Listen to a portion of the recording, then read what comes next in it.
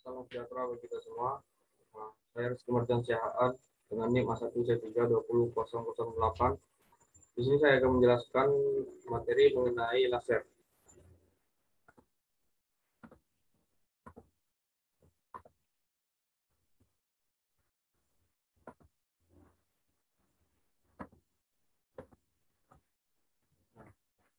Yang kita ketahui, laser merupakan mekanisme suatu alat yang memancarkan radiasi elektromagnetik yang biasanya berbentuk cahaya tidak dapat dilihat maupun tidak dapat dilihat dengan mata normal.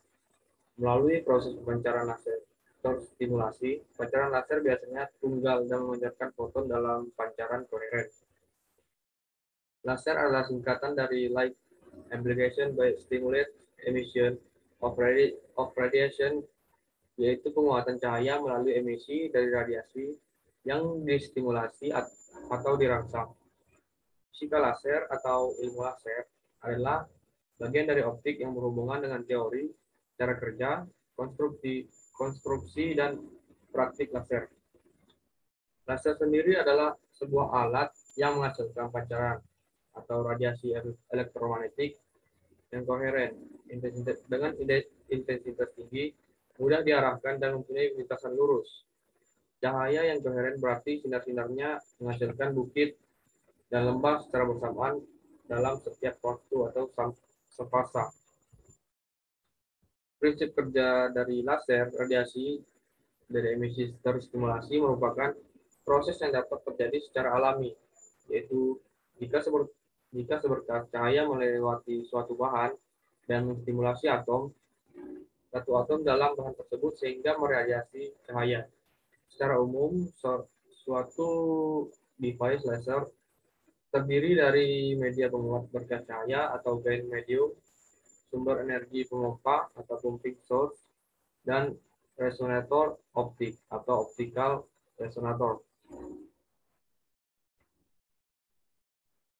Pembentukan laser itu terjadi jika suatu atom yang berada pada tingkat eksistensi disinari dengan foton tertentu yang sesuai sehingga terangsang dan turun ke tingkat energi yang lebih rendah dengan memancarkan foton cahaya tertentu pula. Cahaya radiasi ini biasa berasal dari sinar inframerah atau cahaya tampak dan atau ultraviolet.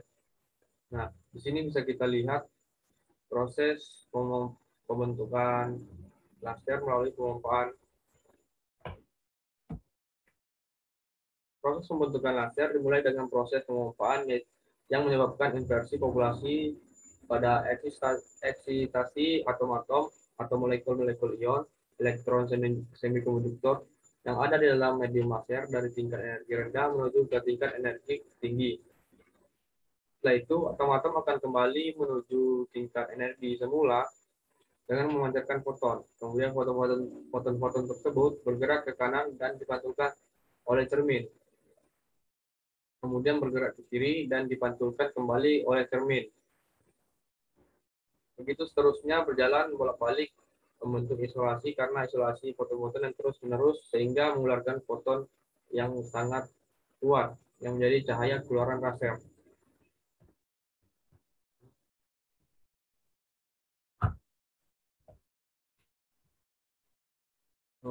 Selanjutnya manfaat laser. Yang pertama itu dalam bidang medis. Penggunaan sinar laser di bidang medis sebenarnya telah dilakukan sejak tahun 1960, tepatnya ketika Theodore Hamaiman menciptakan sinar laser dari rubi kristal. Fungsinya bisa digunakan untuk pengobatan kelainan kulit, memecahkan batu ginjal, operasi mata, tumor, dan lain-lain. Penemuan terbaru adalah jenis mesin laser yang mampu menembakkan sinar laser sangat singkat dalam hitungan nanosekon atau per juta detik. Kekuatannya atau energinya begitu tinggi sehingga meminimalisir kerusakan jaringan kulit dari luar target. Khususnya pada kulit, terapi laser merupakan cara termutakhir yang dianggap akan mampu mengambil alih cara-cara perawatan konvensional. Misalnya dengan krim atau dermabrasi. Selain bisa bertahan lebih lama ketimbang dengan cara konvensional, terapi laser untuk kulit kulit bisa juga menciptakan peremajaan kulit. Kemudian itu penggunaan laser dalam bidang militer. Itu pertama itu sebagai penentuan target atau target designation. Keakuratan serangan dapat ditingkatkan dengan menggunakan laser sebagai pointer atau sinar laser diarahkan ke target yang dituju. Dan sinar laser dapat target designator dapat ditentukan pada pesawat tempur maupun dapat ditemukan dalam pesawat tempur ataupun senjata api. Kemudian itu sebagai pertahanan.